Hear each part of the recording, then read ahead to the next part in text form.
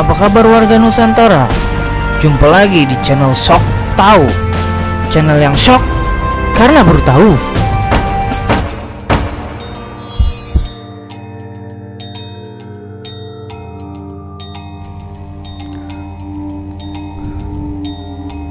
Sumatera Selatan merupakan sebuah wilayah yang demikian luas dan beragam budaya serta sukunya. Ada wilayah yang disebut sebagai Komering yang merupakan salah satu wilayah budaya di daerah ini.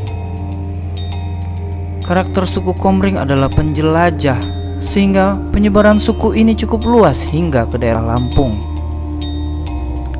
Sejalan dengan persebaran budaya, persebaran agama Islam juga terus meliputi masyarakat Komering.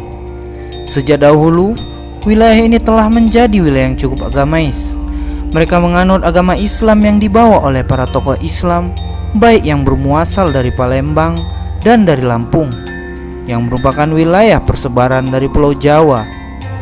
Hingga saat ini, agama Islam menjadi satu-satunya yang dianut oleh masyarakat Komering, dan budaya Islam juga berkembang luas di masyarakat.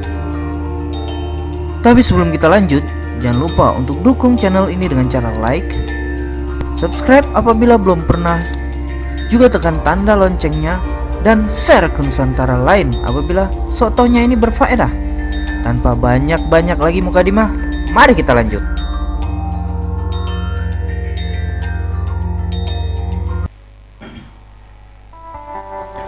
Berdasarkan temuan dan analisa sejarah, Dusun Minangatuha di daerah Marga Semendawai suku 1 atau dusun ke-6 dari Dusun Gunung Jati diperkirakan merupakan pusat kerajaan Sriwijaya bagian awal.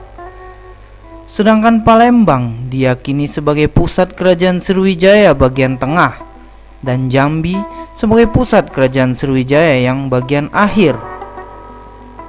Kala itu, Minangatuha sebagai kota pelabuhan atau tempat berlangsungnya aktivitas bongkar dan muat barang serta bersandarnya kapal-kapal Sriwijaya maupun kapal-kapal asing yang memiliki baik hubungan dagang, politik, budaya maupun religi dengan Sriwijaya. Wilayah budaya Komering merupakan wilayah yang paling luas jika dibandingkan dengan wilayah budaya suku-suku lainnya di Sumatera Selatan. Selain itu, bila dilihat dari karakter masyarakatnya, suku Komering dikenal memiliki temperamen yang tinggi dan keras. Sebagaimana juga ditulis oleh Zawawi Kamil dalam bukunya Menggali Babat dan Sejarah Lampung, disebutkan dalam sajak dengan dialek Komering. Adat lembaga Saiti Pakaisa buasal jak belasa Kapampang, sajaman rik tanoh pagaruyung pemerintah Bunda Kandung. Cakak di Gunung Pasagi Rogoh di skala berak, sangon kok turun temurun jak ninik puyang paija. Cambai urai ti usung dilom adat pusako, yang artinya adat lembaga yang digunakan ini berasal dari Belasa Kepampang, sezaman dengan ranah pagaruyung pemerintah Bunda Kandung di Minangkabau. Naik di Gunung Pesagi, turun di skala berak. Memang sudah turun temurun dari nenek moyang dahulu. Sirih pinang dibawa di dalam adat pusaka. Kalau tidak pandai tata tertib, tanda tidak berbangsa. Suku Komering seperti yang diuraikan oleh Pulau Gemantung, yang tulisannya disarikan dan dielaborasi berbagai marga, di antaranya marga Paku Sengkunyit, marga Sosoh Buai Rayap, marga Buai Pemuka Peliung, marga Buai Madang, marga Semendawai, dan marga Bengkulah. Sejak abad pertengahan lahirlah beberapa hal seperti mitos.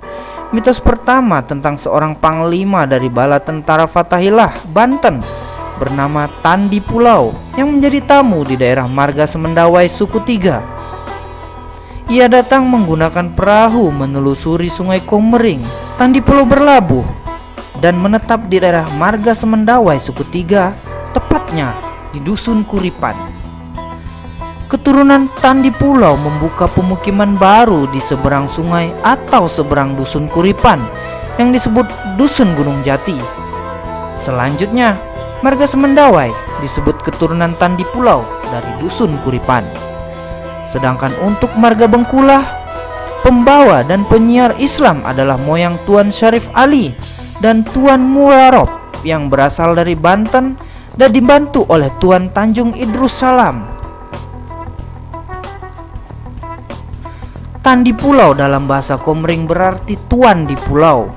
Makamnya yang terletak di Dusun Kuripan hingga kini masih terpelihara. Masyarakat Komering, khususnya marga Semendawai, sering berziarah kubur ke makam tersebut. Mitos lain yang telah beredar dan tidak bisa dibuktikan kebenarannya yang menyatakan bahwa asal-usul suku Komering masih ada hubungannya dengan suku Batak, Sumatera Utara, di mana dikatakan bahwa suku Komering dengan suku Batak dikisahkan masih bersaudara. Kakak beradik yang datang dari negeri seberang, setelah sampai di Sumatera mereka berpisah.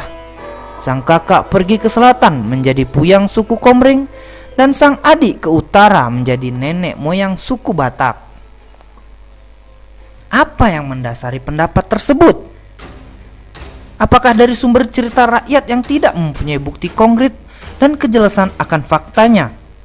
Bahkan, cerita rakyat yang menyatakan mitos tersebut tidak diketahui secara menyeluruh oleh semua masyarakat Komering dan hanya berkembang di daerah Ogan Komering Ulu atau Oku, itu pun tidak secara luas. Karena jika dilihat dari segi adat, mulai dari rumah dan pakaian adat, makanan tradisional, hukum, tata cara adat serta kebiasaan masyarakat, sama sekali tidak ditemukan kemiripan yang identik yang dapat mendefinisikan bahwa hubungan asal-usul antara suku Komering dan suku Batak. Kemudian jika dilihat dari segi etnis atau ras, mulai dari bentuk wajah dan warna kulit juga tidak ditemukan kemiripan yang terlalu identik. Karena biasanya orang yang berasal dari suku Batak memiliki rahang bawah yang lebih tegas dan cenderung membentuk segi, dengan tulang alis dan tulang pipi yang sedikit lebih menonjol. Berbeda dengan orang yang berasal dari suku Komering yang memiliki ciri-ciri fisik yang lebih mirip dengan ras Melayu pada umumnya. Apa yang melatar belakangi pendapat tersebut? Lagi-lagi pertanyaan ini yang sering terngiang, bahkan mungkin pada warga Nusantara. Dilihat dari segi bahasa, apakah hanya karena adanya beberapa kosakata dari masyarakat suku Komering yang ada kemiripannya dengan bahasa Batak tidak dapat menjadi dasar? Karena kita tahu hanya seberapa banyak kemiripan kosakata yang ada. Tidak hanya dengan suku Batak, bahasa Komering juga memiliki kesamaan kosakata dengan bahasa Melayu, baik itu Melayu Palembang maupun Melayu Piawai, bahasa Aceh, bahkan dengan suku Jawa.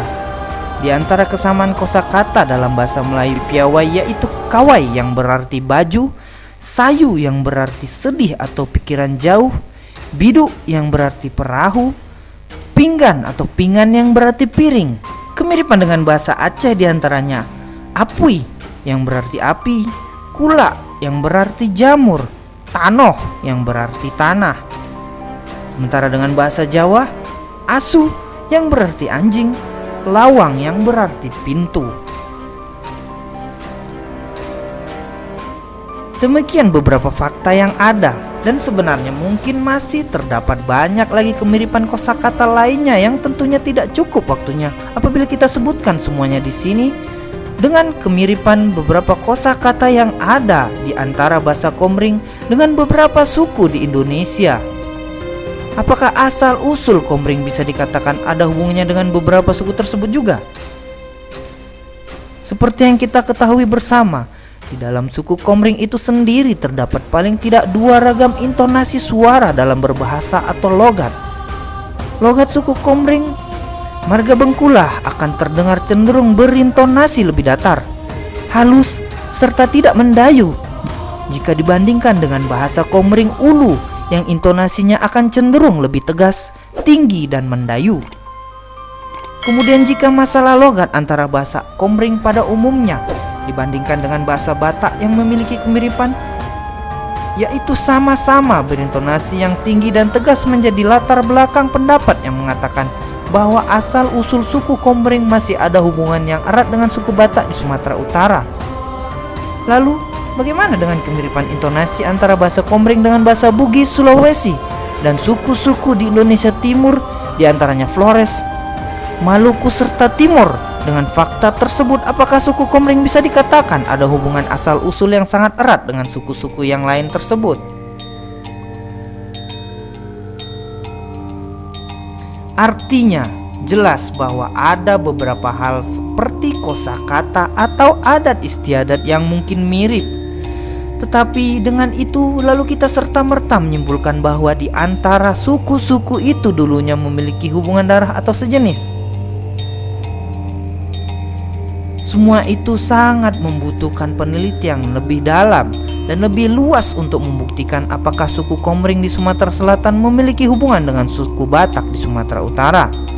Tentu saja tidak dengan semudah itu kita dapat berargumentasi dan mengeluarkan pendapat. Apalagi pendapat itu sangat terkait dengan sejarah dan asal-usul suatu suku bangsa dengan sebuah argumentasi yang mungkin dangkal alias belum akurat. Demikianlah sejarah awal mula suku Komering yang dirangkum secara singkat. Apabila ada pendapat lain dari warga Nusantara, juga hal yang salah dalam saya menyampaikan. Mohon maaf yang sebesar-besarnya, dan saya harapkan komentarnya apabila ada hal yang masih tidak sesuai dan silap, agar sama-sama kita membangun untuk menjadi tahu apa yang belum kita ketahui. Terima kasih sudah menyaksikan videonya hingga selesai. Tetap jaga kebersamaan dan kekompakan se-Nusantara. Sampai jumpa. Nah, si Muna. Iya. Iya. Aku saweran ka dyan na. Iyo, asa na lang kaya ninong nyala. Ini maksudnya Tuhan ko, niniliyan. Kasi nang layo na ng garisian. Ako kasi mo ko lang. Pada. Nanti mama kami ako Ayo. Jawab ko, foto. May dili abi halimah mo.